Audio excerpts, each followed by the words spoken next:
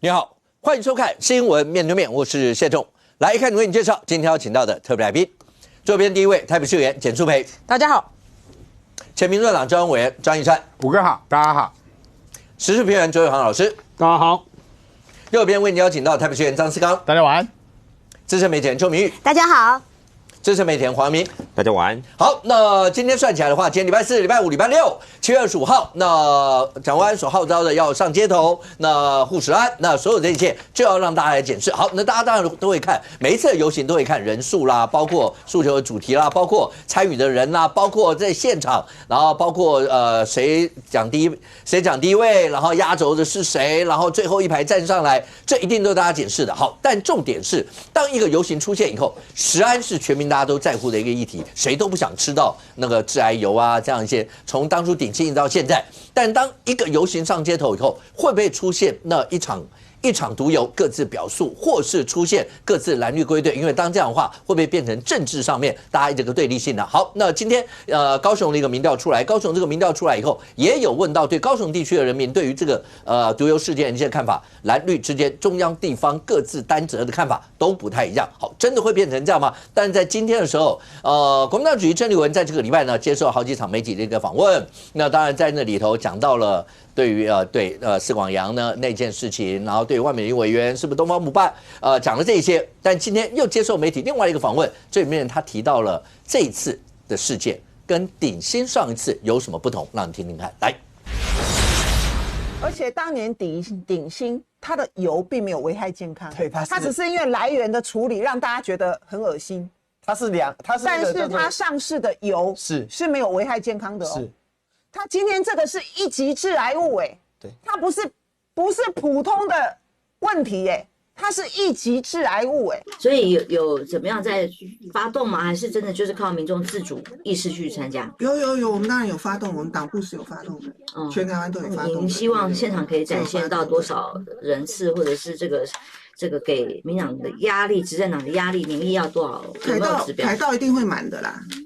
对，凯道一定会满。台大你觉得10万有可能达到吗？不知道，这很难讲。暑假对不对？那医生是来油的问题，从鼎新到现在是像刚才讲那个分类吗？当然，郑丽文拿14年前的鼎新事件来做洗白啦。那一方面也是恐慌动员嘛，他认为说这次的扁比比这个超标的事件比鼎新的当初的事件更为严重嘛，它是一种恐慌动员，为了725的动员嘛，但是还是要用科学的标准嘛。鼎新油事件因为它含有重金属，尤其是铅的部分，它超标将近10倍。而鼎新事件的时候，我们都知道最重要、最严重的问题，包含这一次的苯扁比，或者是上一次的鼎新。最严重的问题就是厂商盖牌嘛，厂商诈欺嘛。后来鼎新卫家全体道歉，而且他们被判刑了9年哦。你说那个事件严不严重？当然严重，还影响到中央跟地方政府，也是像这一次一样，都互相推卸责任嘛。中央政府马英九说稽查是地方政府的责任，而那时候的屏东县长曹启宏还率所有局处长鞠躬道歉，而且他的局处长是相关局处长都有下台的，表示他为了地方政府的责任，他扛起责任嘛，而且相关的局处长也都下台。那我们这一次的苯扁比严不严重？当然严重嘛，一级致癌物嘛，那也不能说它不严重。非常严重，但是它这一次的超标是4.5倍，跟所谓的铅重金属的超标是完全不一样的。油里面本来就不应该有所谓的这个苯扁比，也不应该有铅。但是一般的食物来讲，我们常常会最近为了降低大家的恐慌啊，我像我抽烟30年，我大概吃了0.5吨的问题油。就表示抽烟抽一包，现在抽烟1天抽一包啦，大概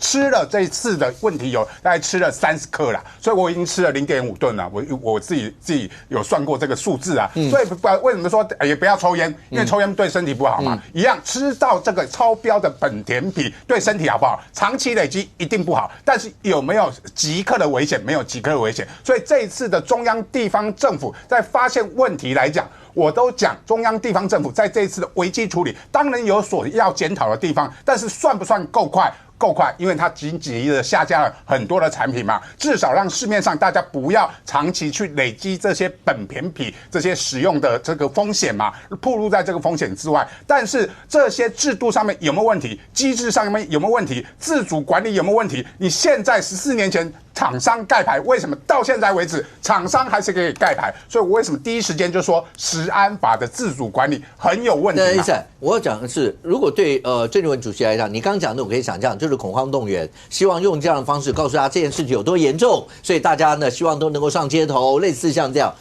但是你如果讲鼎新的那个油是没有危害健康，我的意思说这样的讲法对于民众来讲，他都会买单吗？不过武哥，我这边稍微补充一下哈，刚刚那个曹启宏的那个是地沟油，那个是强冠事件，它那个鼎新的部分，它是用那个越南的劣质油跟那个饲料油，但是那个都是有危害的。对，我的意思就是说，当郑丽文主席要强化这一次动员的力道的严重性，当然你讲鼎新那个是没有危害健康的时候，民众的感受上会不会觉得说，虽然那已经是12年前的事，但是这个时候比较上，民众会买单像这样的一个说法吗？我觉得至少在国民党的支持者他们会买单这样的事件，因为他们毕竟觉得说你们逼我们吃毒油嘛，这样的口号已经喊出来了，所以要把这个毒油的毒性一定要超过12年前大家记忆还在的那个鼎新事件，来作为一个他们内部的一个强力动员。我觉得是这样的，以国民党的动员能量啊，他们大部分都是全台这样游览车动员，3-5万不是问题啦。而且在凯道由国民党主办的活动，通常都会诚实申报啦，诚实是乘以10啦，但所以现场一定满啊，一定超过10万人，相信我，一定很丢，一定超过你再来拿。大家第一个标准都是看那个景福门，不是吗？对，就你好歹一定要到景福门，这是第一个标准，先看嘛。到景福门叫3万人，3万人嘛，对不对？对，把景福门包起来叫7万人啊，如果两边溢出来大概10万人啊，我们就看那天的状况了。我觉得3-5万到景福门不是大一塌的问题，不用担心啊，反正四叉猫到时候会算，他一定会帮忙算啊，他今天下午2点就到了。对。不过我觉得主办单位一定会喊说10万人以上嘛，这个就让大家喊啊。但是重点是这一次725游行完之后，大家还是得面对食安的问题嘛，包含这些食安法的修法的问题。我还是肯定卢秀燕讲完，虽然你们绕跑中间开一半就离开了，但是你们赶快把各地方县市政府的意见，把你自己的意见全部送到所谓的这个行政院，因为行政院为什么开这一次会议，就是要会诊地方意见嘛。会诊完之后，把中央的意见、地方的意见，包含要送进立法院里面，立法院委员会还有各党团的意见都要进来嘛，然后赶快把这个我们食安法的漏洞全部补起来。未来自主管理如果再任由厂商这样子可以盖牌而不告诉大家的话，导致这些所谓的劣质油这个所谓毒油向外泛滥的话，会导致全民健康的风险。OK， 杨明，请问一下，这整件事情一直发展到现在，那个3环，我们讲说中央、地方跟厂商一定都有各自的一些责任，大家要一个一个检视。我们就讲，那对于厂商这一次跟鼎新那次，对于厂商的压力是完全不一样的。已经有一个中联的总经理是被收押，所以你看他妹妹出来喊冤，他妹喊冤的意思是说，为什么只有他哥哥？就像你上次在前面讲说，如果押一个人，那其他呢，就是大家在串供的，到底还会有谁吗？但今天再押一个厂长，但是后来是交保，OK， 那当然检方是当庭抗告。这所有的一些事情，对于厂商的所有的一些的压力，现在看起来跟政治人物，因为现在大部分人，大家现在在看的是，绿营有很多的朋友，然后就讲说，你们地方都没有责任吗？你台北、台中，你们大家查了多少次？然后高雄、台南查多少次？蓝营的朋友讲说，你中央从一开始那所有的产品什么20%所有那些像话吗？大家看到的是这些哦。但是对厂商来讲的话，现在他们的压力到底会在哪里？林淑芬委员。林淑芬每一次都会出现一些内容跟资料，他今天直接讲，觉得中央跟地方本来就知道这些油脂会有这样的缺失吗？对，其实我们今天看到这个中联的陈姓厂长，对，他被这个声押，但是他是100万交保，对，那如果是用100万交保，可能看起来好像涉案情节，对，因为前面都2000万跟1000万，对，1000万、1000万、2000万的都可以交保，那这个100万的看起来好像。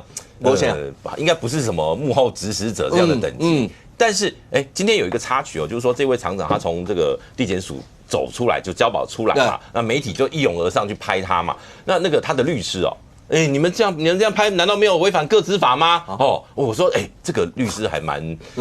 勇敢的。我只能这样讲，就是通常在这种案子里面，通常就顶多就是低着头，拿着资料遮一下就赶快走了。因为可能这辈子就这一次上媒体，然后可能就一辈子留下来这样子的记录。可是律师去呛媒体，这个是我觉得比较罕见的。那是不是他觉得？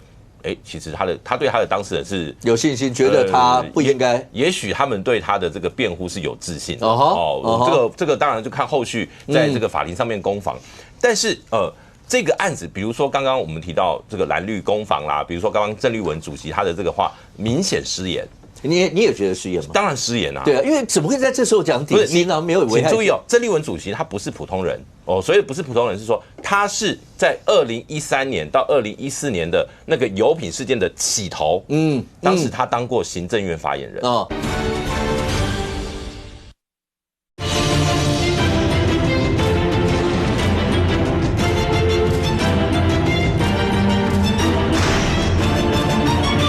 郑丽文主席他不是普通人哦，所以不是普通人是说他是在2013年到2014年的那个油品事件的起头，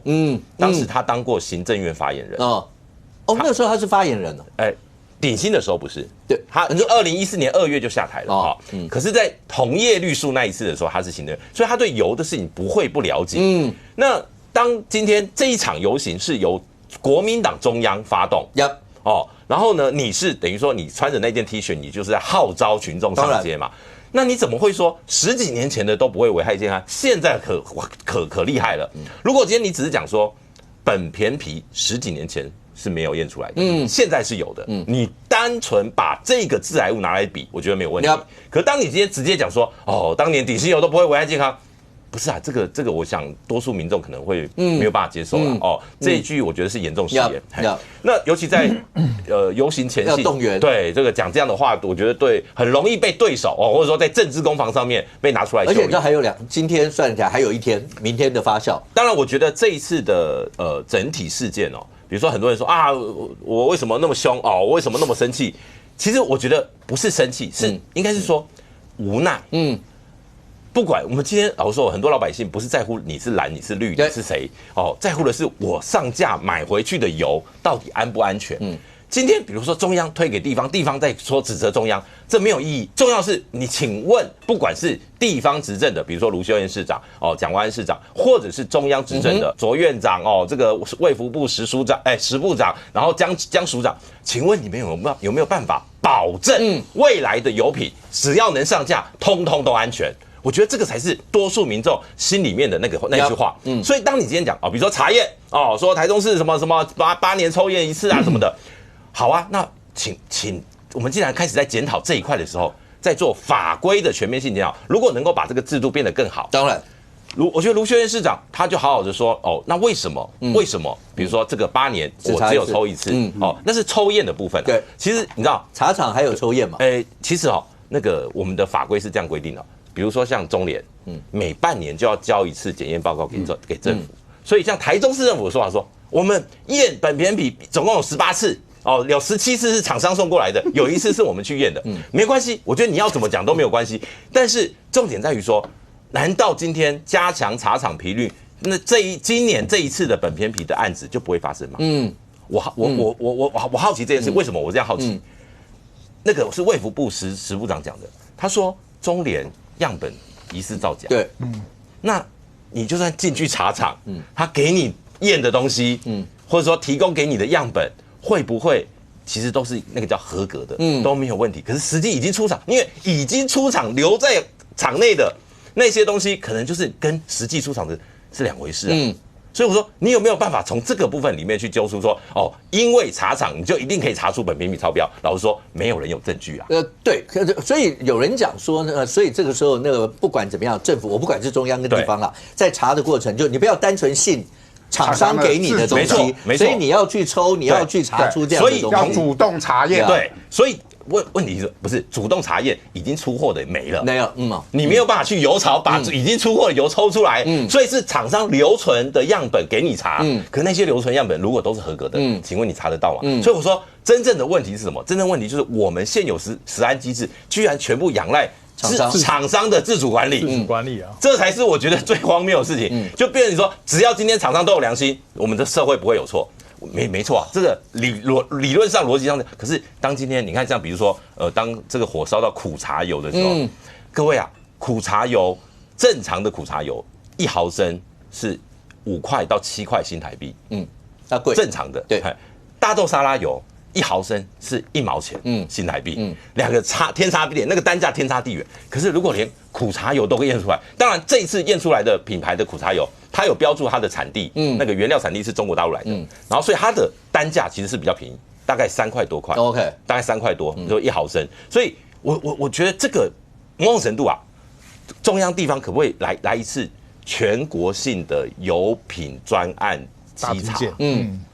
我必须说，上凯道是一回事啊，不是上凯道我们油品就安全了。OK， 但如果真的讲起来的话，苏北会不会真的出现，因为游行当发动游行以后，就变成蓝绿归队了？会不会？我想这就是蒋万安发起这个游行最重要的原因。那为什么？他并不是真正解决食安啊。刚刚这个阳明这个上个礼拜这么生气，可是刚刚阳明也讲啦，上凯道。游行完之后还是解决不了食安的问题啊。刚刚讲的包含阳明所说的要专案的全面的大稽查、大检查、大抽检，或者是说在法规上面到底应该怎么样进行，让未来的油能够是安全的，都不是在凯道上面可以解决的。那阳明刚讲的，我相信大部分人会支持，就是大家全国中央跟地方一起联手。全面性的稽查，是我们也在期待这一件事情啊。但从这个7月到现在，包含地方政府跟中央政府，看来中央政府现在忙的就是把这个源头还有这个所有的这个进行检查，然后公布，然后让它能够下架。那地方政府现在民进党的政府这个包含陈其迈他们现在就是在市面上抽检嘛。那国民党的政府嘞，包含蒋万安，包含卢秀燕，包含其他的县市政府，现在蒋万安看来就是发动7月25号的大游行嘛。我们现在台北市有全面的针对市场上的食用油，在进行全面的这个大型的这个抽检嘛。也没有啊。只有就是中央发布说这个厂商有问题，然后蒋万安就要求这个卫生局把它拿回去做抽检，并没有全面的抽检啊。所以我要讲的是说，如果要让人民吃的安全、用油安全，法规、政策还有抽检地方的能量，这个都是应该要坐下来谈。这不是说你推给我那地方推给中央，中央骂地方，然后推来推去就可以解决的。所以这也是这个总统啊，昨天在民进党的中执会里面，其实就已经讲了如果要食安，中央跟地方必须要依法分工合作，要把中央的职权、地方的职权在法律上面把它切得清楚。那针对这一次的食用油跟过去我们抽检上面，到底法规有什么缺失没有补足的地方，可以提供意见，中央甚至所有的立法委员也可以提供意见，我们把这个洞补齐嘛，这才是真正解决食安的问题啊。但是蒋万安不是这么做，蒋万安第一时间就是发动游行，那大家就会觉得说，那你到底发动游行的原因是什么？你发动游行不会解决食安，你真正的用意是什么？大家就会觉得有人就说你就在偷臭卢秀燕啊，因为大家都说卢秀燕就是因为这个其他县市政府有油厂的都有去检验，然后只有卢秀燕只检验8年只检验的一次，而且那一次还是食药署叫他检验的，所以蒋万安叫这个卢秀燕出来游行是要偷臭卢秀燕，对不对？然后当然也有人就讲说蒋万安的发动这个食安游行就是在转移市政的这个缺失嘛，包含这个遮阳伞，然后骂我这个所知佛地魔，拿来转移焦点，包含这个现在我觉得即将会。他要面对的就是幼儿园。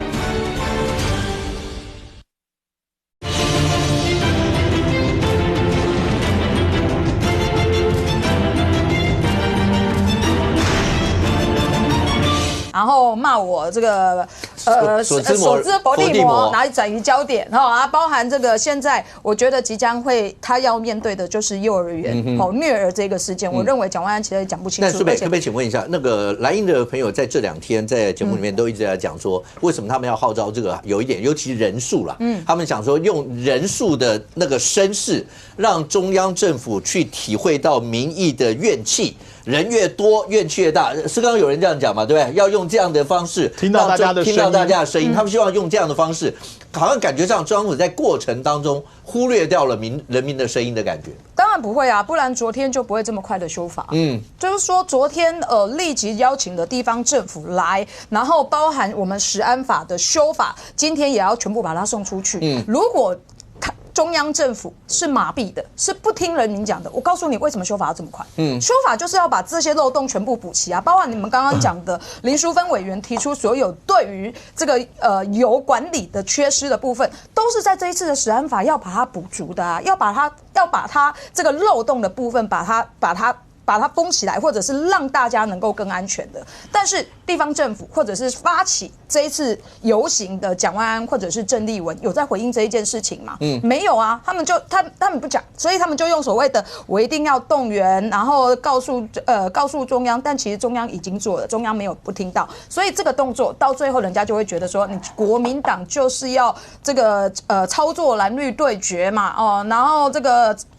蒋万安就是要转移这个地方施政的缺失。第二个部分在政治上的需求，他就是叫板卢秀燕，叫板郑丽文，要告诉大家她才是蓝营的公主，当然就会让人家有这样的感觉。那我要讲的是说，到底这7月25号凯道的人数多还是少？我认为在台北市办这个集会游行，人一定不会少。为什么？因为蒋万安是在这边做台北市市长的。他这边如果自己办的游行，自己号召的游行，自己是市长，号召的人还很少，那他不就糗大了？所以我认为这一场的游行，人会不会到今天这个有这个郭正亮前委员说要到30万这么多？我觉得我打一个很大的问号。但是人啊，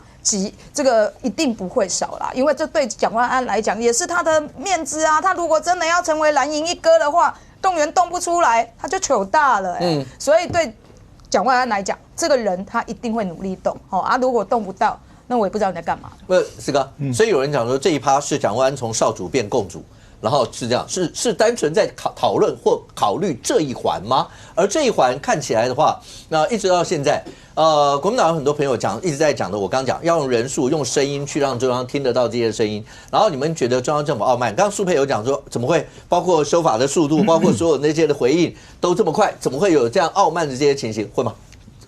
这个发生事件到现在已经是3周了。这个礼拜过去就是接近快1个月了。那前3周在干嘛？你骂我，然后再指责中央这个地方，中央指责地方，然后呢，在这个专案报告里面，态度很傲慢，说跟大家道个歉。他说这是专案会议报告会议，不是专案道歉会议。然后上个礼拜吴峥是说这样说，是你逼我，没有逼你吃啊。然后到这个礼拜开始要有游行了，才开始，又传出说可能江志刚要下台，然后呢又开始呢找这个县市首长来开会。然后呢，县市长来开会，最妙是石崇良还不在。卫福部长石崇良不在开会现场，他在干嘛？有什么比这个把中央的地方的所有的官员找过来共商解决事情更重要的事情？大家没有说石崇良在那一天在干嘛，而是陈时中来主持。所以，因为要不是因为有这样子的一个游行的压力，我觉得相关的动作不会做那么快。包括说要怎么跟中央地方啊，要解决共同事情。如果你发生事情的第1周就用这种态度的话，火烧不起来。所以我觉得这个3-4个礼拜的这个烧啊，我觉得是民进党自己搞砸的。因为刚开始并没有我坦白讲，刚开始这个火没有烧得这么旺了。上礼拜吴峥这个真是点燃最后一个引信。那所以才会有后面的这1个礼拜蒋万安召集大家。那当然民进党的朋友都很喜欢用政治操作的角度说，哎呀，你是跟什么卢秀燕争取共主啦，怎样啦。我想第一个啦，蒋万安我也不觉得他会要这件事情争取。你一直说他不要继续选2028嘛？对2028嘛。然后大家不要再往这做文章，所以那他也顾及到，一定会做文章。所以很多事情他就请卢秀燕来做一个主持，来做一个平台主持。他也去台中拜访卢秀燕。所以我觉得。就大家很喜欢在这个政治上面啊，这个擦脂抹粉或见缝插针，但我觉得这一次真的是，你要创造这种讲话，这种语调，我倒觉得这次不会成功。OK， 你们两位大家都对我讲，我先补充一下啦，卢秀燕尴不尴尬？你从卢秀燕去凯道去探视那个绝食的4个议员候选人，你就知道了嘛。那时候记者直接问他说：“为什么你没有8年没验本偏僻？”卢秀燕照跟他播呢。完全不敢回答这一件事情，还经过了这个媒体的访问区之后，还叹了一口气，瞪了媒体一下。原因是什么？因为这件事情你就是没有办法回答嘛。那你让一个没有办法回答，而且他在地方有责任的人跟你站在一起去号召7月25号游行，你是给他难看，还是给他掌声，还是给他光环？一定是给他难看的啊！所以我觉得不要讲说是人家什么给你们见缝插针，因为这个东西就很多缝啊。好，这个地方其实就有很多问题。那我要回答说陈时中政委这一件事情，陈时中政委来主持这个会议，其实他是行政院的政务委员，他其实是跨部会的，能够去统整在这个整个修法里面，如果哪一个部会需要配合等等的问题，他可以从中一起来统合。如果只是石崇良就是在卫福部里面而已。那你这个修法如果需要跨到各个部会的话，需不需要有行政院更高的长官来？要啊！所以陈时中就是这个适合的角色，而且陈时中过去就是卫福部的部长，怎么会这个东西你也可以见缝插针，然后再来解决问题？你都讲了嘛，这个民进党现在因为你们的大声疾呼，龙胜利啊，其他的人都没大声疾呼，这个林淑芬都算你们的人的啦。没有，林淑芬算民进党，民进党良心林淑芬都可以大声的疾呼，在立法院质询的，你觉得林淑芬的声音？中央会没听到吗？行政院会没有听到吗？你觉得只有游行这一件事情才能够真正点出点吗？不，我觉得林淑芬点出的点才多。然后能够修法，当然是这些东西确实就是现在的缺漏，该不该补？要补，然后什么时候补？当然是收集完问题之后，赶快把它补起来。来，刚刚你一次再回应。来，医生简单要补什么？第一个当然行政院中央当然有责任，但是我要讲的是，行政院第一时间在处理什么，绝对不是在想说如何逃避责任或推卸给地方政府，他们跟地方政府也在对所有影响到流向嘛，流向就会影响到品项嘛，确认这些受影响的品项，地方政府才能够去稽查，才能够去下架嘛。所以他们前2周其实大部分都在忙这件事情。那20%我有意见，为什么呢？因为他们是根据专家会议的结论去公布了说这些20%不用下架。那根据是什么？刚才已经讲过了，本田比超标4.5倍嘛，那20%就是它在标准里面嘛，因为除以1/5就合乎标准嘛，因为它超标只超4.5倍，你除以5刚好就符合标准嘛，所以它为什么根据这个20%可以上架啊，可以下架啊？后来为什么改成下架？但是决策有转弯嘛？为什么会决策转弯？我觉得这叫做不只是科学的证据嘛，在一个危机处理的当下。最重要的是消费者的信心嘛，你的消费者还没有信心之前，为什么叫做预防性下架？就是即使没有问题，我都要下架嘛。那现在消费者的信心回来了没有？我觉得还没回来嘛。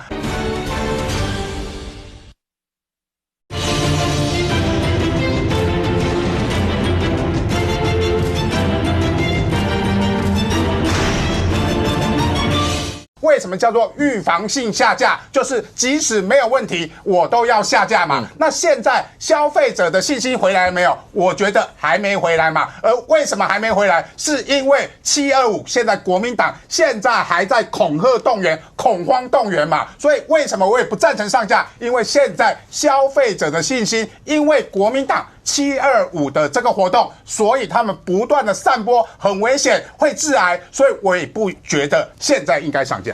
我想陈其迈市长也不会因为国民党要游行要上街而去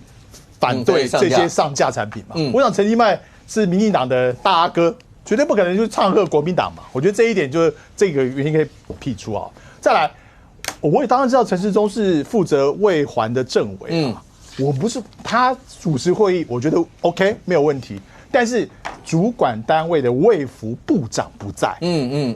这是你的业务，你竟然不在，这要跟大家解释一下吧。你到这段时间去干嘛？然后有比这个更重要的事情吗？好，我觉得这个就是一个这个行政院在处理这个事情的态度的当然觉得很怪，再来很怪。再来台中市从110年到115年这个事件发生前啊，在中联强制检验的次数啊，本田比都验了18次，是验了18次。所以我倒觉得今天既然已经发生这个事情了，如果大家再去翻说你以前验几次，我倒觉得其实一般人都觉得很无聊，因为你现在讲的是我中央政府如何把这个网补起来。我刚才一直在重复，如果第一周或者前10天，你就把各县市政府找来开会补破网，大家给你的观感是完全不一样的。你看这几天啊，我们在这个这跑行程等等，其实大家对于这个油的事情啊，大家都是无奈，因为很多人都知道已经吃掉啊。我们有一位议员，他也拿到了这个 7-Eleven 的退款。他说我退到这个钱300多块，我不知道是要开心还是难过，还是难过。所以大家的心态是无奈，但是大家对于政府处理的态度，我觉得火的是这个。不，是刚还有一点，在现在那一城一地的得失，尤其在725快到，所以各阵营大家尤其面对食安的问题，讲起话来一定要特别小心。譬如大家都会举说，你说吴峥跟杨明那一段，吴峥的那段话有没有失言？所以每一个失言是不是都会影响到，尤其是725快到了这个时候，所以郑主席那段话是不是讲得太快了一点？不妥啦，讲得不够精准啊！就不管是14年前的鼎新啊，或者现在的这个中联，这个没有人愿意吃到油是有问题的啦。而且这个每天从一睁开眼这个汉堡店啦、烧饼油条店啦、中午吃的便当啦、家里主妇炒的菜啦，而且大豆油是主要餐饮界主流的用油嘛，要便宜嘛，没有很少用什么初榨橄榄油再给你大锅炒的，那个炒起来有的师傅觉得用起来不顺手嘛。所以那是主流产品，那主流产品出这些事情，大家当然会慌张啊。但小玉，郑主席风格就是比较快人快语，但这个快人快语要顾虑到现在的状况。但除了这个以外，你发现现在为什么大家会讲，现在是中央跟地方之间，大家会不会有总是各自支持者会觉得？所以你看今天好，等一下我们会谈到高雄的民调。高雄除了看你说柯志恩跟赖瑞荣之间的支持度，因为这份民调也有做那个。对于这个油，中央跟地方哪边比较负比较大的责任？绿营的支持者大部分60%以上说那是地方啊，是。那蓝白阵营支持者80%以上觉得当然是你中央，你就会发现一然就会变成这样，所以地方也在台中挤建，高雄挤建，然后当蒋万安在议会直接跟议员，然后2个人直接呛的时候讲高雄呢，大家就把高雄再拿出来每一个比，现在就会变成这样。今天礼拜4行政院会。院会一定会讨论这件事情，所以治安法包括蒋万安跟卢秀燕要不要列席，然后要不要讨论这些，大家一定也会全部都拿出来。这个没有办法避免，大家现在每一个各自阵营看对方的时候，那个不只是放大镜，是显微镜去看每一个对方啦。议题很多哈，一个一个来哈。第一个就是说讲到这个郑丽文哈，我再讲一次郑丽文他讲什么？他说鼎新当年的这个油啊没有危害健康，只是来源的处理让大家觉得很恶心，但是呢，它上市的油是没有危害健康的。哇塞！我在想说他是哪根筋不对哈，就讲这样的事情。鼎新当时的油啊，是用越南的劣质油，还有他用回收或者是什么饲料油、猪油这种加工过后的你光是在这种回收或加工过程当中，你就会产生重金属。那这些重金属不管是铅啊、砷啊什么的，都会对什么的肝肾胃都会产生癌症，都是一级的致癌物啦。你更不用讲，它会产生什么黄曲毒素啦，连苯醃铍都有的。所以鼎新的那个油啊，它那个劣质油为什么就是一定是毒素？所以不可能没有危害健康，只是恶心这件事情。所以我觉得郑丽文他刚刚这样大喇喇的讲，我觉得是不是他同温层太嗨了？就这个是非常严重的失言。就像那个医师去看那个什么绝食的那些年轻人，医师去看那个对苏清泉啊，苏清泉有去，他对都有啊。但苏清泉讲说什么那个年轻人的血压130是正常，130怎么会是正常？高血压130是高血压，那个卫福部已经跟大家讲了，那个130都是高血压的前期啊。对，所以而且还是不分年龄，有些人会就是我在网络上有很多误导啦，说什么老年人没关系啊，可以比较放宽一点啊，这个没有，我们的标准就是120所以我觉得医师你要这样子去看那些绝食年轻人，你也不用这样子，我觉得这医师是不合格好，那回过头来了第二个就是说。我昨天我也在跟思刚讲到，就是说当时为什么会有20%这件事情，20%这件，那是因为行政院发生这件事情之后，赶快找了一堆的专家学者会议，他们是用科学的标准去定出20%。对，那当然啦，你会觉得说，那这些都是专业的啊，那我相信卫福部就觉得这些是专业的，所以我们要相信他的话，所以我们就定出20%。可是接下来就是所谓的政治判断，那就算专家学者跟你讲20%，也在加，20%以下也在加，那这个再来是接下来政治判断，为什么这个就会被骂成这个样子？所以有时候我是觉得专家是专家，但是你政治判断，你还是要有政治判断嘛。这个我要补充1%、2%都不行。这是我要补充一下，不是第一时间，是7月3号，江志刚说。除了第一层泰山福寿福茂的油品需要下架，其他通通不用下架。290多家业者通通是受害者，都不用下架。那一天他讲完这段话，火烧起来了，很多民众觉得莫名其妙。他隔天7月4号才又开了一次专家会议，才有这个20%，然后火又再烧起来，才在7月7号再改掉。所以他一改再改，我们前端中央政府的责任，我们为什么觉得有问题是在这一块？我们没有说中央政府都没有做事，而是说他们有一些决策让大家觉得怪怪的。OK， 来，那我觉得说这种20%的事情，就跟譬如说我们承接人尊敬的那个院长啦他讲说什么喝水这样，就是对他也是专业，但是就是大家听起来就是比较没办法接受啊，所以很多事情专家跟一般民众的感受还是不太一样。那接下来再讲啊，就是说刚刚那个思刚讲说那个什么18次什么，就讲说卢秀燕嘛，对不对？卢秀燕，大家不是说你8年验一次嘛，8年验一次嘛。然后刚刚思刚讲说那个18次，你那个18次就郑兆兴啦，给大家谈餐啦，每个人都有啦，他就做了一个图卡跟你讲说我们有验18次，验18次。那后来我们就再打电话给他，就是有记者问他嘛，就说那你18次，你可以告诉我们详细的数据吗？包括说你是什么院，他就讲说因为时间太赶，我们没办法做啊，你就是没有啊。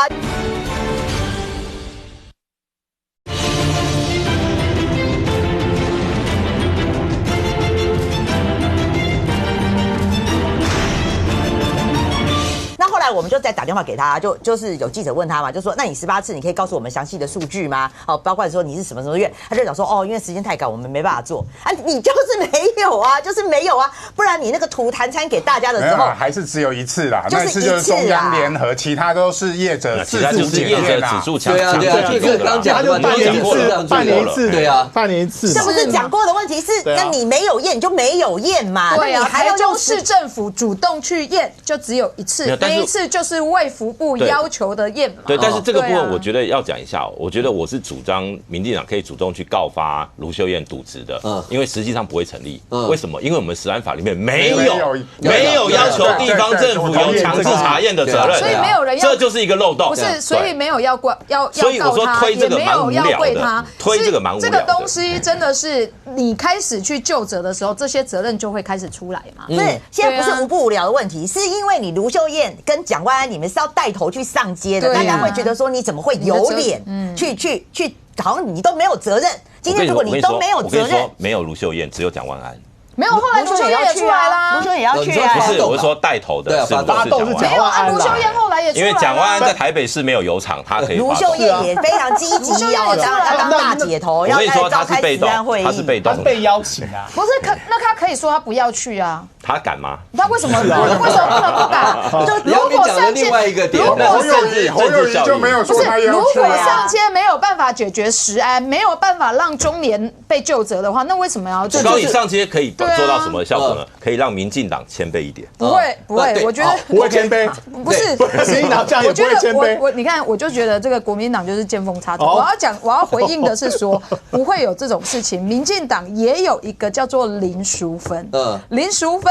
都会用非常严厉，而且高于国民党非常多的标准，在监督民进党政府。来，小雨。所以我要讲的是说，就是那天上游行的人，就包括好，不管卢秀燕是耍逃，他也要去。那我就觉得说，大家在问说，卢秀燕你好意思，你扪心自问，如果你可以第一关，你就可以把关，你可以去查验，而不是8年只有一次，那大家会这个吃到油吗？那最后啦，就是讲到说那个台北市的部分啦，台北市我觉得他接的回应也蛮有趣的他说我们在这件中联油脂发生之后呢，我们在当天我们非常积极，我们就验了30件包括什么巧克力啦、饼干啦，还有包括什么婴幼儿副食品，验了30件。好，那你就对比嘛，那你2022年到2026年，他验了48件，我们2022到2024年，4年你才验48件，那你当天你就验了30件，对。那怎么可能只验48件呢？这个就是今天的没有啦，他本田匹都没有验，他本田匹都没有验。对，他今天发的新闻稿，我觉得大家解读数字啊，不能解读对自己有利的。卫生局，这是卫生局。卫生局其实之前就已经回应过了，台北市的油脂的部分都没有验本田。没有，等一下，正新闻啊，正面新闻啊，就是之前上个礼拜吧，好，不是中央指责各地方政府平常做的不够多，后来就卫福部自己的资料哦，就是新北好像8万多件，就是过去就去年了啊，8万多件的这个食品查，那台北市有7万多件，那台中市也是8万多件，所以食品安全对食品抽检，食品抽检也包含在里面，所以我说我要讲的是，在这个时候你这不应该讲的是什么地方政府不够这种话，我讲的是这个，好。这个时候呢，你讲这个就是大家会觉得你就故意要挑起一些口水战嘛。OK， 不，现在看起来，伟航说，大家这个礼拜讨论的总是有一个在这一次的要游行的过程，国民党当蒋万安已经发起要这样游行的时候，那几个绝食小鸡的这个状态，大家还是要会讨论。你会发现，第一个，几乎国民党几个大咖都要去看。那你说刚才杨明点了一个点。当蒋万安振臂一呼，大家上街头，哪一个诸侯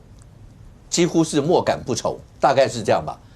但到目前为止，确实没有看到侯友宜会不会参加，到现在为止我不知道，我没有看到相关的讯息。但是其他的诸侯大概都会到，而这样子的话，就会变成那蒋万安一发动以后，所有人都要去啊。OK， 但是包括这些小鸡在绝食的那个过程，你会发现那个帐篷里面，国民党几乎。你现在点得到名的蒋万安、卢秀燕、韩国瑜，韩国瑜有没有去？还有，韩国瑜有去，对，韩国瑜。然后赵少康，然后几乎都要到。那这就表示他们整个过程来讲的话，那是声量的问题而已吗？还是表示那个绝食确实引起了大家很多人的重视？这个我想哈，不管是725。或者是从719开始的，在凯达格兰大道的这4人组，或有时候5人组，他有时候会扩编哈，那人数不浮动的哈。那这一组人，他们坐在那里，大家都知道他们在那边绝食。那另外720，我们刚才讨论了725什么动员啊，什么等一下也会讲到动员的问题哈。我们只要反问一个很简单的问题，诉求到底是什么？挺顶新。今天哈。如果我要绝食或甘地绝食，我们说啊，为了印度的和平啊，为了印度教徒啊，以回教徒之间不要再有纷争。你知道甘地的绝食说，大家不要吵，不要打，我绝食到大家放下屠刀为止。好，那我们就反问一下，今天那些人坐在那个帐篷里面，他绝食，他希望透过绝食去实现什么目标？比如说食安法修法完成之前，我绝对不会退让。你们就必须在我饿死之前把食安法修出来。也不是，所以到现在为止，你去看很多慰问他们慰问完之后都会出来受访讲一些话，讲的话都很妙，希望赖清德、卓荣泰来看看这些年轻人。等一下，来看过，然后大家就回家了嘛。不对啊，显然不会绝食，不是为了这个。目的有没有达到？对。你如果说啊，我在那边搭一个帐篷，然后你要出来见我，我才会走，那不是跟那种偶像明星的狂粉一样吗？到人家明星的那个公司前面搭帐篷，说你一定要出来见我，不见我的话我不走。不是啊，他们的诉求也不是这个，所以他们的诉求到底是什么？我们就回去想725的诉求到底是什么？一开始是说赖清德道歉，总统下台，我们那个时候大家都记得很清楚这个诉求。后来发现好像不太对啊，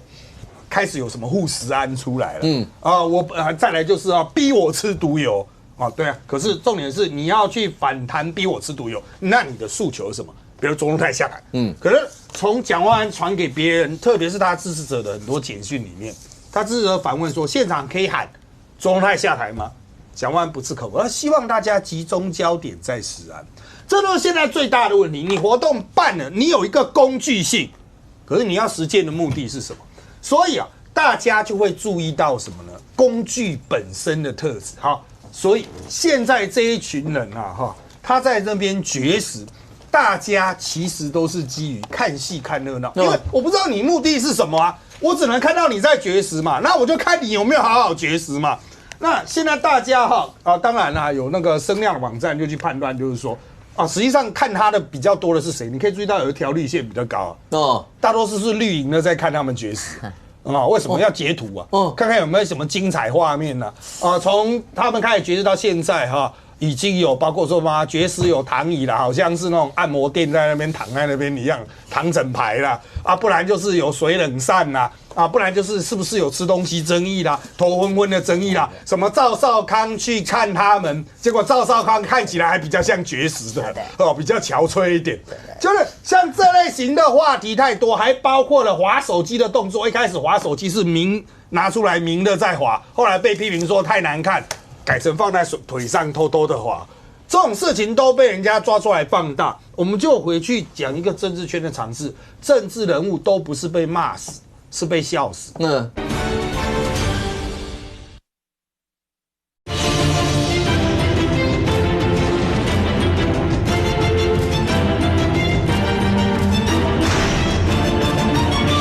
什么赵少康去看他们，结果赵少康看起来还比较像绝食的比较憔悴一点，就是像这类型的话题太多，还包括了滑手机的动作，一开始滑手机是拿出来明的在滑，后来被批评说太难看，改成放在腿上偷偷的滑，这种事情都被人家抓出来放大。我们就回去讲一个政治圈的常识，政治人物都不是被骂死，是被笑死。像简书培天天被骂。蒋万安呢动员大量的兵马在打他，简书培的气势是越打越高然后还当了中常委。这个不见得有直接关系，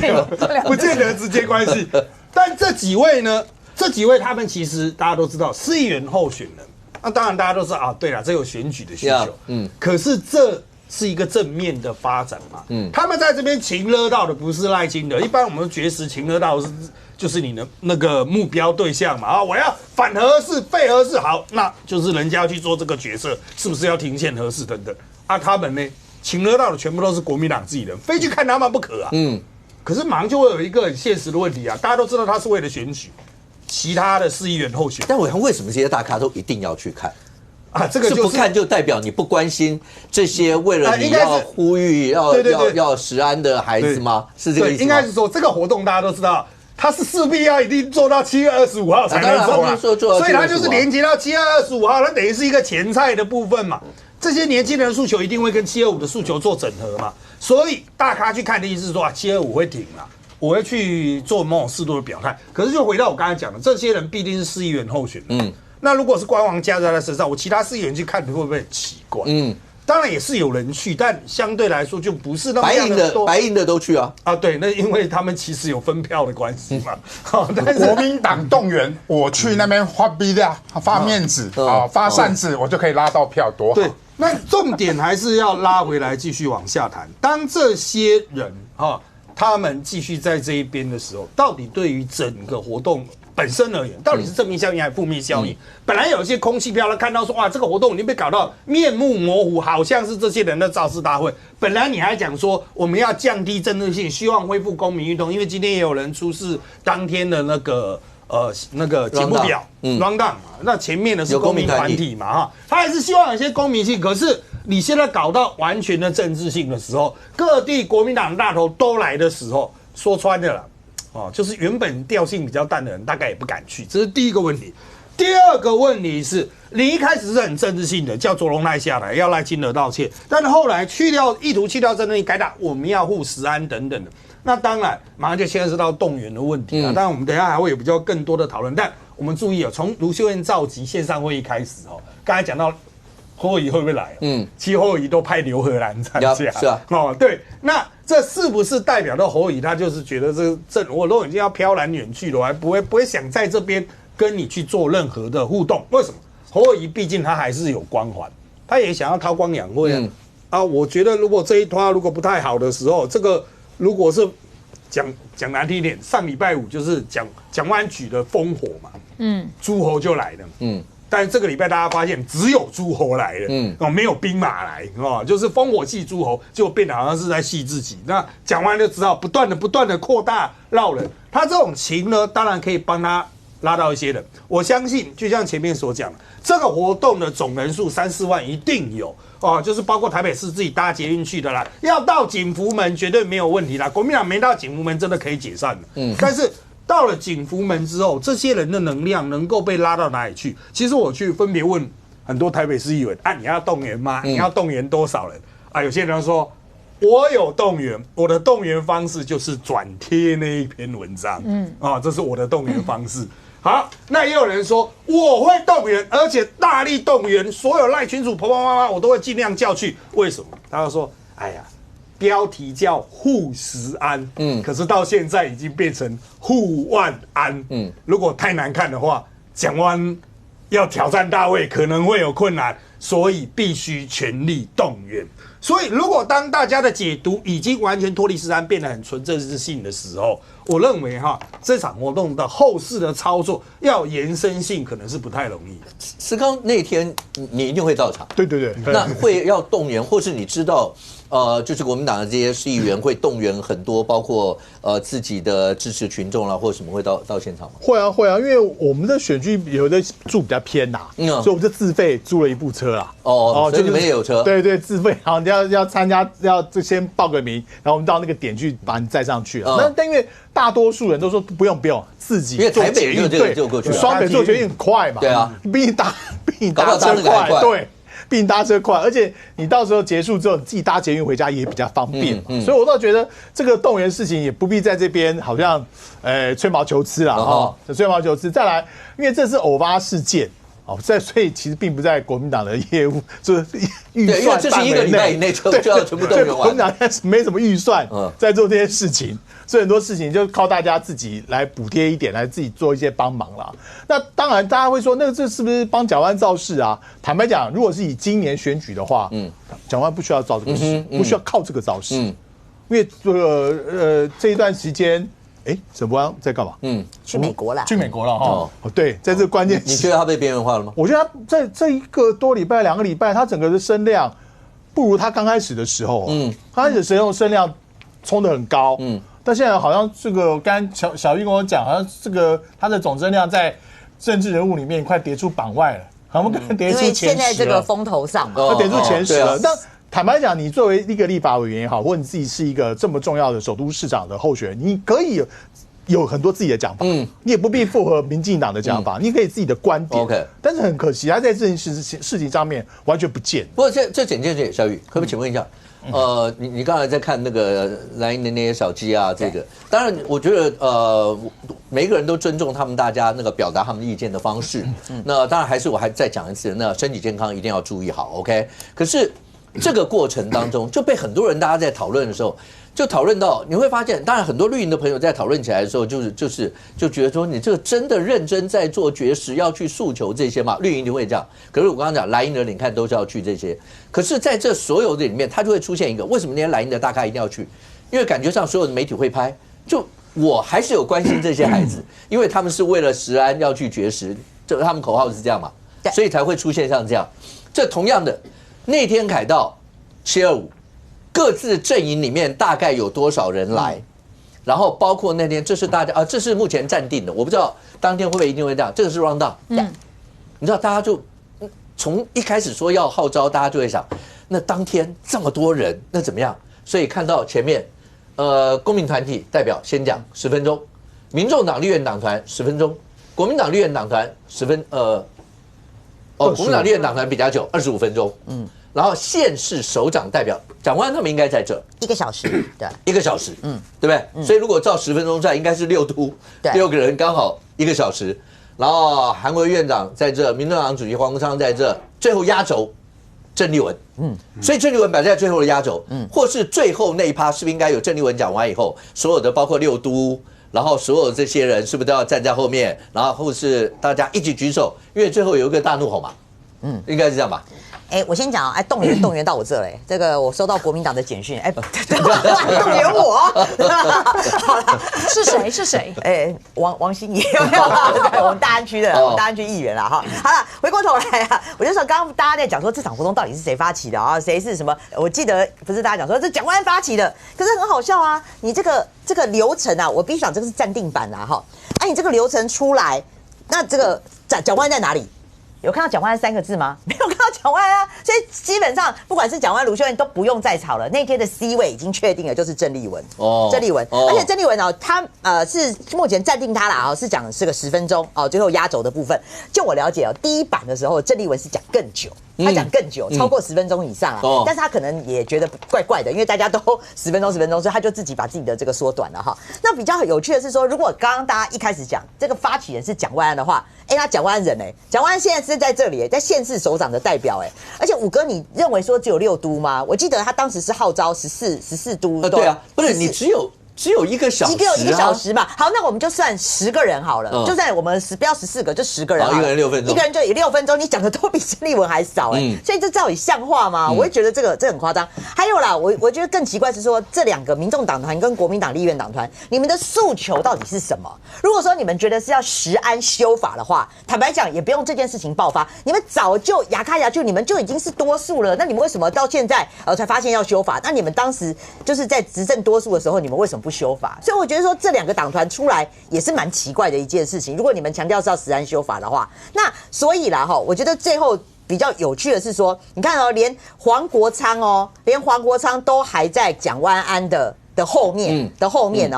那你看你县市首长要等半个小时才等到郑丽文，我觉得到时候最尴尬的状况是。等到这个县市首长他们可能不知道要不愿意跟郑丽文同框啦，那是不是大家就讲完就走了？然后最后只剩下郑丽文跟黄国昌，那2个人在手上刚好2028文昌配动算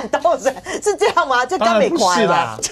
不是，不是，我跟这典型的见缝插针。对，不是，很好啊。不是蒋万安，你发起你要留到最后，一定要跟郑丽文同台，你怎么可以绕跑？没有，我是担心应该会在最后。蒋万安，大家都觉得有事。蒋万安7点啊。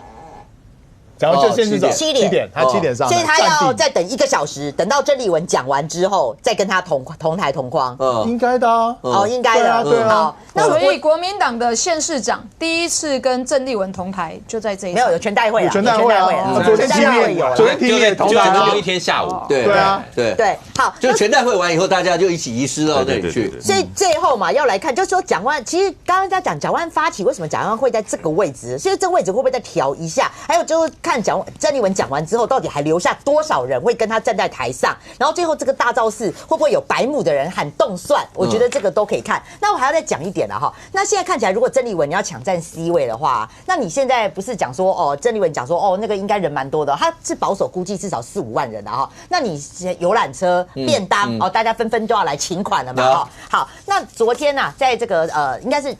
全的中常会啦，中常会他们就开始要就说有什么惊喜包、大礼包又出来了啦。那前面这个小咖的都不要再讲了哈，什么500的这个我们不要讲这个，我们讲这个2000块以上的2000吧，对，2000块以上有机会，只是有机会你可以获得郑丽文签名的这个国旗 T 恤。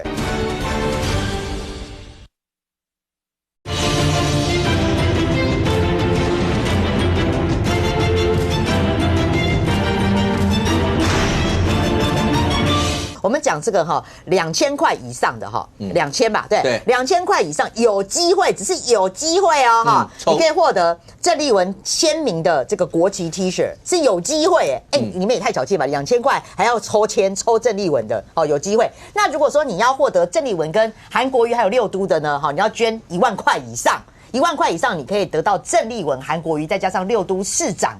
的签名的 T 恤。如果你要外套的话，飞行外套的话要2万块，2万块。好，那我讲这么多不是要帮他们宣传，我要讲那么多说，因为郑丽文有讲说他们现在经费拮据，所以他们要透过这样的募款方式呢，是要帮那个凯道的食安来募款。可是呢，我就要问啊，那你这些东西到底你是真的帮食安凯道募款，还是帮你们年底的选举募款？我觉得这个款项要说清楚。那譬如说你这个活动结束之后，你要把款项，你的这个喇叭啦，你的舞台啦，你的便当什么什么的，好，那我问你要剩下的钱呢？剩下钱，因为如果我要捐，我譬如说我可能要买你这些，我是为了食安，我不是要捐给你，我不是要捐给你做选举经费的，而且他这个募款里面还有小草因为小草当天也会去嘛，那小草捐这个钱，他是要捐给食安，还是他要捐给你年底的选举？对，那所以那你用完的这些钱没用完，你是要怎样？是否选举吗？所以我觉得他，因为这是他中常会讲，他说因为那个现在人很热烈嘛，所以他要募款啊。那我就问你，这个募款到底是为了国民党的选举，还是你为了这场食安？我觉得这个要讲清楚啊。那杨明，请问一下，因为媒体上有报道说，你有主动讲说你不会去参加那个说要上去啊什么什么这些，然后因为你也提醒说这个活动千万不要把它搞成跟选举，不要有人在那边喊动算或什么，所以蒋万安在那个过程不是讲说大家不要去穿那个什么选举背心，然后要穿白色的衣服，类似这些，所以这一场活动里面那个政治味或选举要讲白了选举味啦。如果选举味拉得越高，对这场活动来讲的话，显然会被染色的越严重。怎么样能够降低到这？包括刚才我讲那些小鸡绝食这一块，怎么样能够让？因为虽然他们都有，对他们就是有要参选的身份，可是怎么样把这个味道？因为要不然的话，就参选的身份发起了这些，然后大家政治人物都来看这一场食安的，如果说是为了食安的绝食这些，会不会就变得那个味道有一点走味？这个国民党上一次这种所谓的大型造势活动都是因应一些这种叫做政治议题比如说大罢免啊，比如说像民众党的什么这个呛什么什么公平正义啊，什么司法正义，通常都跟政治的议题比较有关联比较深那这一次它这个主题理论上跟政治没有太大关系，对啊，但是它里面承载很多人对这种所谓的应该说这个政府在处理这个事件里面，他到底处理的好不好？他可能可以表达他的意愿。就像以前的这个民进党在野的时候，上街是常态啊，反毒牛，反什么，反服贸，反黑箱，什么都可以反。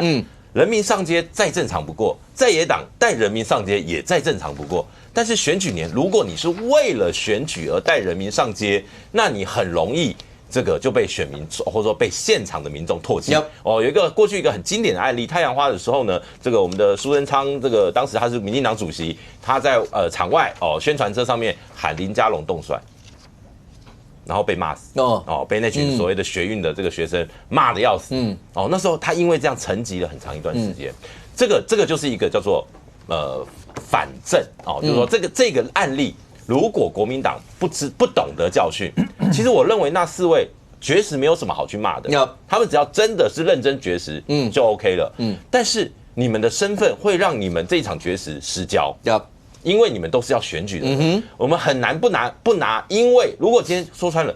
如果你今天是为了食安绝食，为什么不在7月3号、7月4号那个时候食药署荒腔走板决策就站出来？为什么要到这个有人发起凯道的这个活动？所以我是认为我对他们绝食，我就只有说祝福这个你的身体保重，其他的我不会去声援什么的，因为我觉得没有必要。那凯道活动就是说我叫做乐观其成。为什么叫乐观其成？因为如果今天我们的这个在食安这个议题里面，人民没有办法去发声，食药署未来的决策就会像这一次一样，先把业者的权益放在前面，而不是把人民的食安的这个条件放在前面。其实这才是很多人，我像比如说今天有一个这个最近很红的一个网红叫这个杨林他是陆配啦但是他常常在这个录一些这种短片，然后让大家这个会心一笑的。他也讲说他看不懂为什么要绝食他说以前绝食通常是什么？我无权无势，所以我只剩一条烂命跟你拼。这是一种这种很悲愤的一种抗争。可是他就说他看不出来这一次的绝食有这样的一个态度。那当然杨志斗也写了一篇回应他，但是我觉得关键在于说，如果你这些行动没有办法引起更多人的共鸣，那对在野党当然就不是好的不是好的那选举年很多事情都会跟选举绑在一起，但如果国民党连这样的一个造势活动，应该说抗议活动都要变成造势活动抗议活动变成造势活动的话，那国民党年底我必须说那很危险，因为会让中间选民会比如把你看破手脚。所以我说像我知道很多的蓝营的朋友，他们都说，其实这一场他们都知道。不要跟选举扯上关联，所以他们也很多人去讲说，我也想要邀陈其迈市长，我也想要邀黄伟哲，当然他们不会出席，但是就态度上，你不要把他这个场合变成是蓝营限定或者什么蓝白限定，就是说你要欢迎更多人为了食安愿意站上。OK， 这整件事情，那未来那就明天后天就在后天的时候，大家可以看得出来，包括整个活动的过程，那会不会因为刚刚讲说有没有选举一些的味道在里头，还是单纯在食安的这一块，或是在过程当中包括人数啊这些，对国内的政治未来有什么样一些影响？对国内的食安，那真的有什么样一些的帮助，是大家观察的一个重点。但是刚才讲到那个这一次蒋万为什么发起这个，苏北，你刚刚有讲到的几个蒋万可能包括他会不会要转移市政啊什么？因为这2天大家讨论就是那个虐童案这件事情，这件事情。你有要锁资吗？有，我已经锁了。我同一个时间锁资那个纸的事情跟这个幼儿园的事情，你知道幼儿园啊，大世纪啊，教育局晚了3天给我，我就觉得很奇怪，这已经是6月下旬就已经发生的事情。许立信在7月8号的时候开了记者会，结果教育局到现在大世纪准备不起，这是非常非常奇怪的啊。那蒋万安到底对这一件事情上不上心？然后这一次虐儿的事件的时候，颜若芳就去把蒋万安担任各个委员会主导会议、担任主任委员的所有的这个责任分组的这个委员会啊，去把它发现啊，它的平均缺席率居然高达77%。有很多像托育制度，他根本就完全没去过；心理健康、自杀防治委员会也100%没有出席过；环境教育员没有出席过；新住民只有7%有出席，可能只有1次会议；儿少权也只有90缺席率有到93%；消费者保护委员会也92% 的缺席。那包含我们最重要的、最近在关心的这个幼儿的部分，你看它的出席率，它是非常非常少的。性别平等委员会它的出席率比较高一点点，达到43%，那其他都非常非常的低耶。那蒋万安如果是一个关心这些议题的市长的话，为什么这些委员会的出席率都那么低？市长又会像上一次回答苗博雅议员说，因为我们这个各有分组，当然各有分组，但这些委员会当时在设立的时候，会让主席，会让这个主任委员由市长来担任，一定有他的用意，因为市长要在这些弱势的议题里面，他能够作证。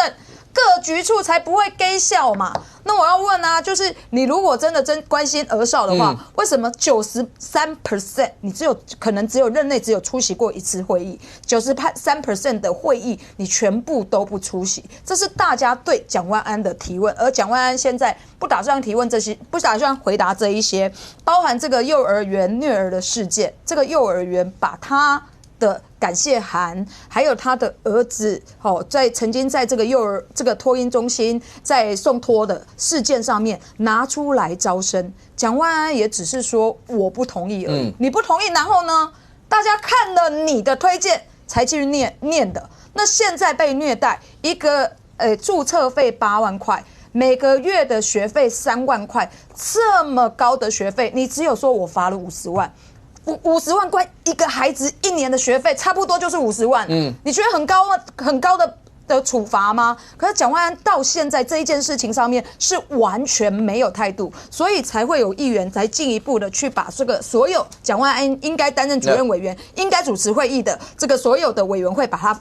抓出来看，才发现说蒋万安的缺席率居然这么高。但蒋万安的市政没缺席，蒋万安对于这个各局处的领导没缺席。那市长看的是他对平常各局处的领导，然后发生事情的时候，他用什么样态度去指挥、去督导这些局处去做执行，去做很多的后面的一些查，甚至这个执行法办这些事情。那好，这些他讲这个，我也很讶异，台北市这个环境里面还有这样的劣质的幼儿园存在。那我也觉得这个他是蒋万安的第3个小孩，在那边就脱音了。啊，现在他已经没有继续了。那蒋万安是一个礼貌周到的人。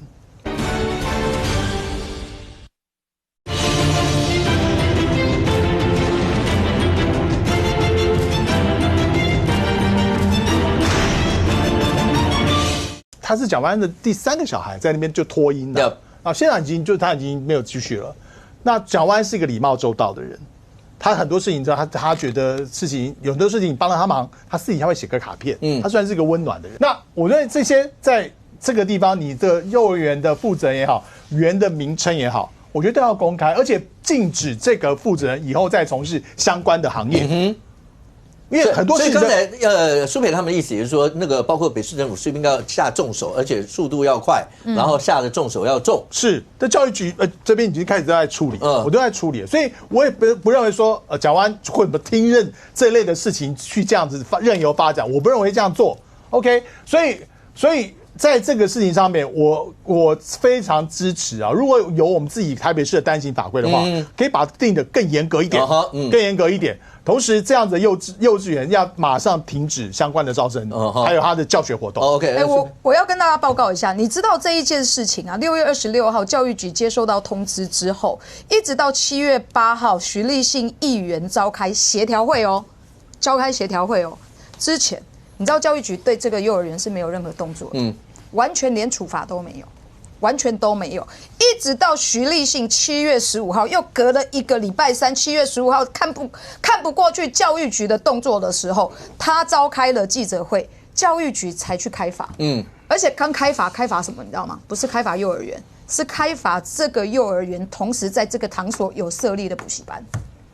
转移焦点啊。他不是开罚幼儿园，他是开罚补习班哦。所以你去查这个幼儿园的时候，这个幼儿园的公开资料里面还是没有处罚哦，一直是开完记者会之后才全面处罚，包含延迟通报等等的所有的问题，然后就拿一个所谓的我已经罚了50万哦这样子的一个数字。结果今天这个许淑华议员在议会质询的时候啊，才发现说，当时徐立信议员在这个礼拜要陪的这个家长去北检提告的时候，教育局在这个9点56分，议员要到北检按铃的前4分钟发了新闻稿说，我们已经把所有的资料全部都移送了。可是大家知道吗？这个案件教育局没有主动送给警察局过。OK。所以这会让人家觉得很恼怒啊！再来，刚讲说这个幼儿园很不应该啦，把蒋万安的礼貌啊拿来当宣传啦。这件事情什么时候蒋万安知道的？蒋万安到现在没有告诉大家他什么时候知道这件事情，但他最重的话也只有我不同意而已。上个礼拜4的时候，这个洪建义议员跟徐立信议员在议会质询的时候，2个人都分别点名过，这个幼儿园就是拿着市长的名号，你跟你太太的名号去宣传。蒋万安完全没有否认，然后也没有承认，也没有任何动作，一直到了礼拜2周刊把这个感谢函拿出来的时候，他才不痛不痒的讲一个说，哦，我不同意。然后呢，有多少人因为你而受骗？你就一个不同意之后，然后你就不了了之吗？你一点生气都没有吗？然后我讲一个难听的，现在这个幼儿园还继续在上课。OK， 那蒋万安在过程当然有问说他的太太跟这个负责人什么是不是有闺蜜？他有说他们完全不认识，他有提到这件事情，他说完全不认识。但是苏培刚的重点是说了不同意以后。接下来呢，还有没有其他一些动作？这整件事情，到现在大家看起来的话，这件事情在台北市会不会延烧？然后包括市府的动作，然后都是大家观察的一个重点。因为毕竟蒋万安是首都市长，这对他来讲的话，在未来这件事情怎么处理，那后续大家也一定会看。但是一战是现在看起来的话，你如果把刚才从使用食安的问题，然后一直到各县市这些，现在因为2026今年就是选举年啦。胜过2026这一仗，一定会直接间接影响到2028。没错，郑丽文是在媒体上面，他也承认4个县市很危险。没错，那包括新竹嘛，新竹、彰化、嘉义、宜兰。那新北不在他这里头，没错。但是对绿营来讲，把新北视为一定要攻下来的一环，所以现在就很奥妙的地方就在这。而新北在这个时候，对川博。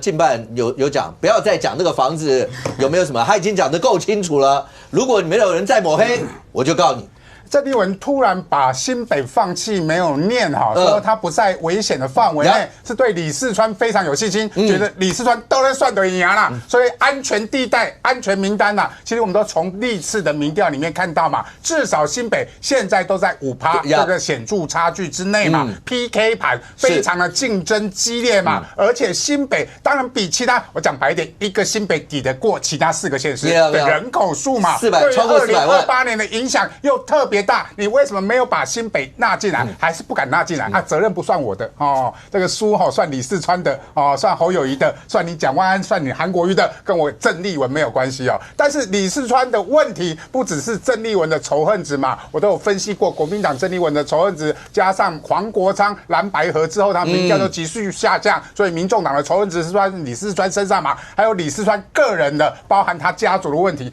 个人的问题最重要的就是他的房市的问题都没有解释清楚嘛。一开始说这个房子我买的时候叫做预售屋，所以我的头期款这个没有算在我的这个财产申报里面。他说预售屋我之前就缴了所以没有这个头期款。但是不管是预售屋或者是头期款，总是有一笔钱你要付给建商，而这个里面就应该显示在你历年来的财产申报里面嘛。所以977万，不管是977万，或者是头期款，不管是头期款或者是这个预售屋，你要讲清楚，你这个钱是从哪里来？你说你缴了没有用啊？我们没有在财产申报里面看到啊，还是你漏报？你干脆你讲你漏报算了这些东西你要出面来讲，钱从哪里来嘛？现在不止977万还有一个这个网友啦，这个不是4叉吗？就网友在网络上面说他做了一个该地方的所谓的这个打通2户打通的，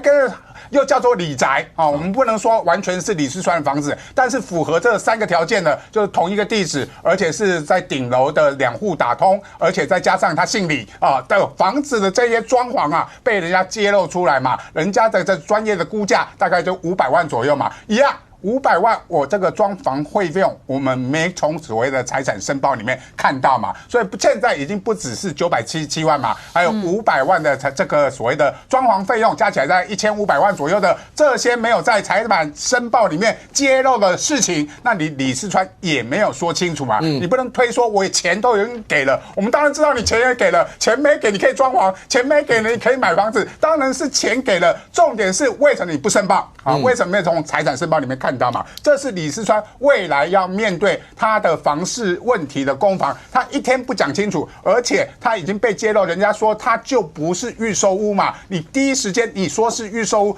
就证明他在贩售的过程就不是预售屋的贩售过程，所以你第一时间说谎的时候，你是不是有说谎的嫌疑？这些未来李四川都要解释清楚。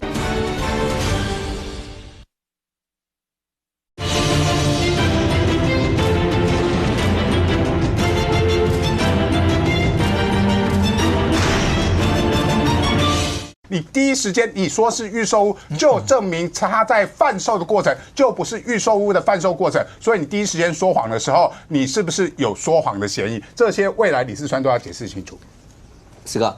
说川普这仗怎么打到现在会打得这么好像陷入泥淖里面的感觉？而且侯友宜在新北的民调算高的，算高。对，那为什么没有办法转过来？然后包括房子的这件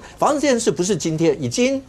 有没有2个月了？就整个讨论起来，应该大概有2个月了。所以对川普来讲，这个问题虽然他今天已经讲，我都讲得这么清楚了，然后你们如果要再抹黑，我就要告。可是这件事情，因为像刚才那种讨论方式，他就是有很多人会用质疑的方式那怎么办？我觉得房子的事情第一个当年就是13年前的事情当年包括他自己什么头期款等等等等，对，我相信他应该都有相关的资料在保存着，包括因为装潢的时候。有的人会留很多单据，但有人没有会留这么多单据，因为装潢的很细项分的很多，所以我觉得在这部分最后一定是拿出来就是一翻2瞪眼，这个部分，而且13年前海创好像还没有实价登录的，没有，13年前还没有实价登录，还没有实价登录是最近几年的事情，所以其实这件事情其实要那个房地产的整整的交易来源，相关的机关都有相关的这个档案可以留啦，其实打这个其实。就听着很信嘛，不信的很不信嘛。除非说他是贪污来的，除非是他贪污，然后别人送他的，然后半买半相送的，我只假设这个市价是4000万，我只用2000万买得的，那这个就要被强力的追究。我觉得这是一个。第二个，你说打的到底拉得开拉不开？我觉得大家看的眼光，也许各有各的讲法。OK， 各有各的讲法。那苏小慧赢在是吧？他就跑了1年多的时间了。李四川大概从2月到现在，差不多7、8个月左右的时间。那确实他在跑的这个时间点里面，确实是吃了点亏了，吃了点亏，他比较慢。然后李四川他们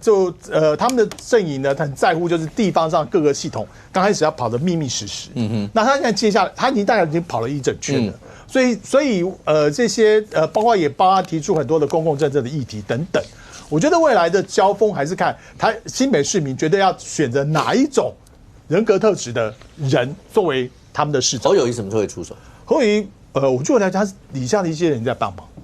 底下有一些侯友宜系统的人，对，有在帮忙。但因为有的人白天还有工作，只能利用下班时间。所以这个部分他已经在进行。他会不会等到那个议会质询结束以后，侯友宜有可能？因为大家观察新北的一个重点，一定是侯友宜什么时候会很大辣辣的，对，让大家觉得他卯足了洪荒之力，然后再做几次。是，我觉得第一个新北现在还在议会质询总质询的阶段嘛，我觉得是这个部分结束是一个时间点。OK， 还有最后比如登记，大概我们登记好像是8月底。9月这个时候开始登记，8月底8月底登记，那个我觉得那也是一个时间点。所以对于侯友宜来说，他不可能撒手不管。因为没有顺利交班，对他的政治的 credit 来说也是不太好讲上过去了，也有伤了，也有伤。所以侯友宜系统的人现在已经都在帮忙。OK， 那来小玉，郑运文主席在讲到那这4个县市确实陷入苦战，但是他加了一个，现在寄望高雄能补回来。所以。蓝营一直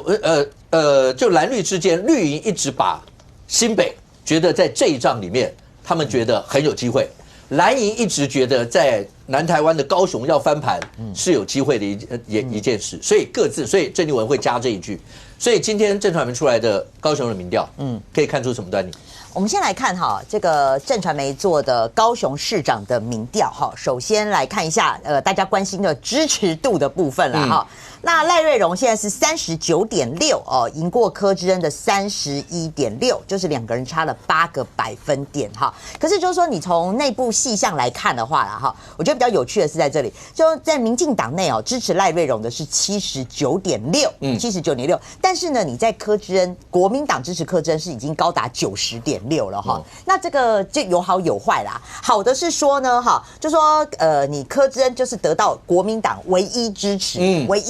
了哈，但是就是说你要在向上的空间可能就会有限。那赖瑞荣必须讲，他还是就是说之前在这个初选的部分杀得刀刀见骨，看起来啦，因为高雄还是绿营的大本营，那你说在杀刀刀见骨之后，选民还没有完全的回归，你至少还有2成努力的空间啊。所以我就说赖瑞荣有好有坏，好的部分是他还有向上努力的空间，坏的部分看起来就是说民进党这边还是没有完全的一个整合啦哈。那另外就是说你在这个所有的区域当中哈，那柯志恩只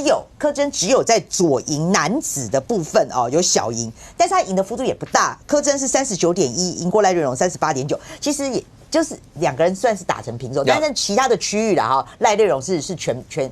赢的哈。那这个还有对柯志恩比较不利的部分，因为在看好度的部分啦哈，看好部分的赖瑞荣就是整个大幅的拉开哦，赖瑞荣是50.3看好他，就过半看好他会当选。那柯志恩是22.8，为什么是说这个对柯志恩会比较不利？因为你知道有时候选举是会有西瓜效应，西瓜挖大饼啊，甚至有些人觉得说阿里美牙我的没可以当，有些人投票是想要投说我要投那个会当选的感觉，对，就是为什么会有看好度会影响这个。对，当年那个韩国瑜也是，韩国瑜后来就有一个民调说，他翻转了什么什么的，哇，那个韩国瑜就整个顺势往上，所以等于说柯志恩还少了这个可以翻转的一个风啊哈。那另外就是说，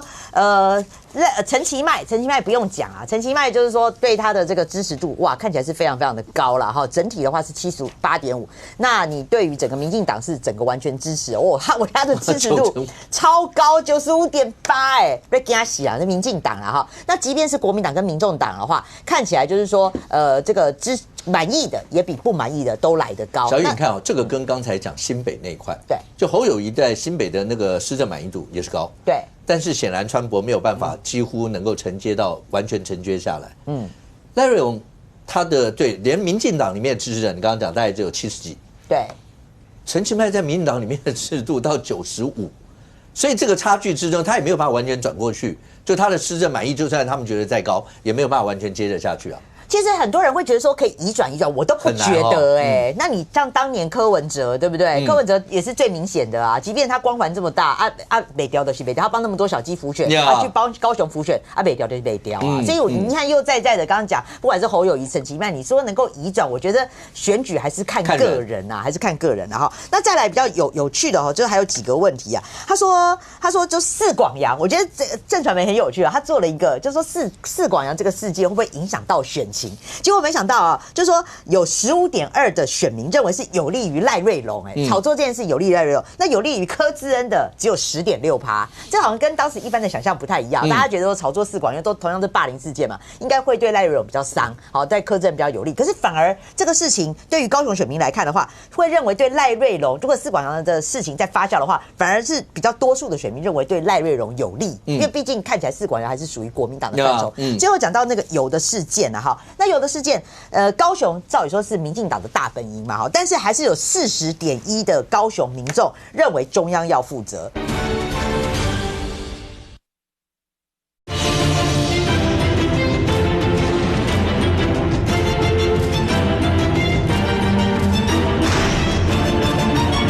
最后讲到那个有的事件啊，哈，那有的事件，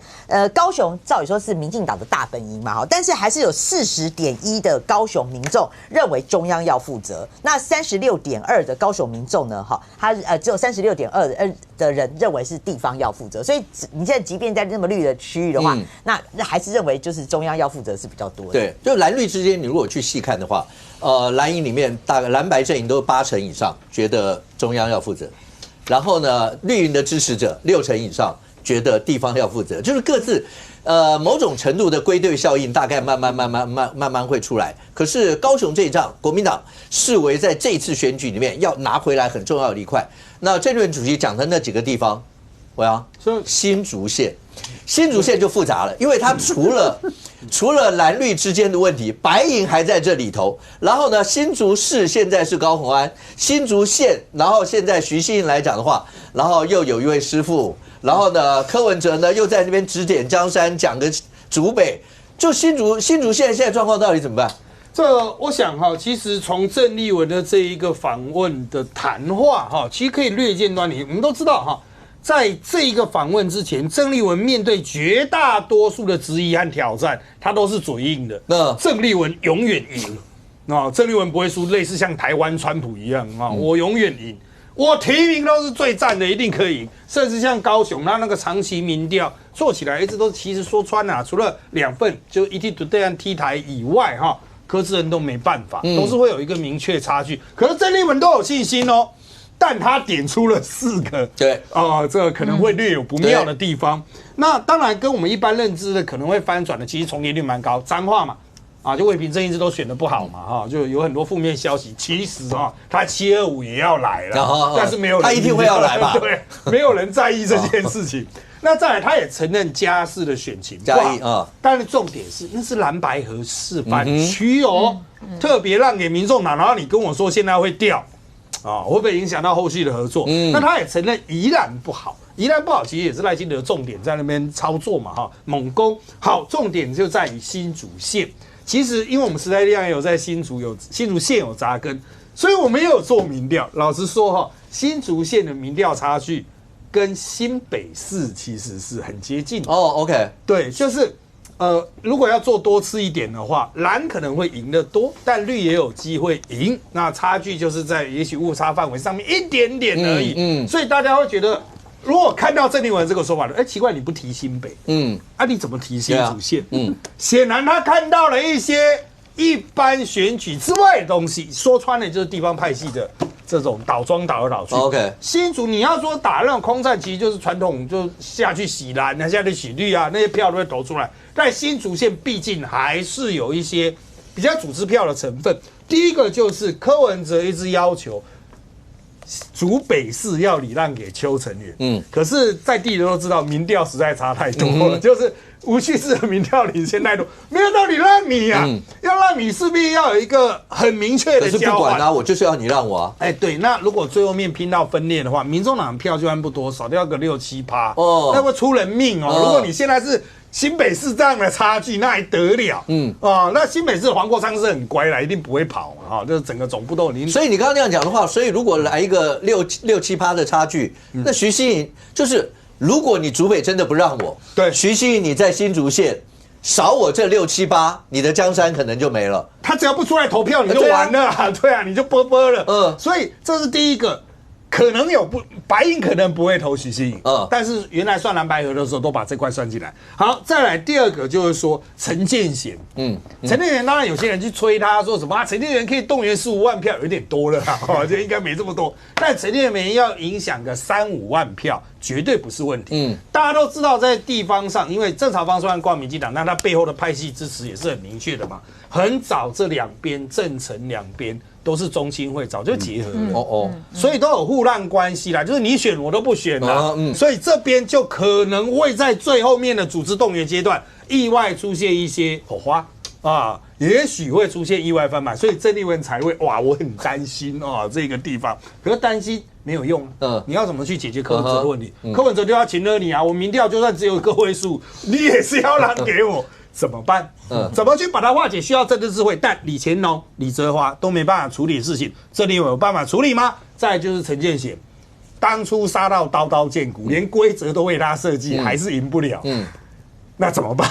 对，所以无计可施，或许才是国民党中央对这一区非常无力的原因。新竹县关键在陈建贤陈建贤，因为所以你们怎么样能够对这些有一些这个组织末端的这个动员票中青票，这个是我们在台北市都会区选举比较难以完全理解的这个部分。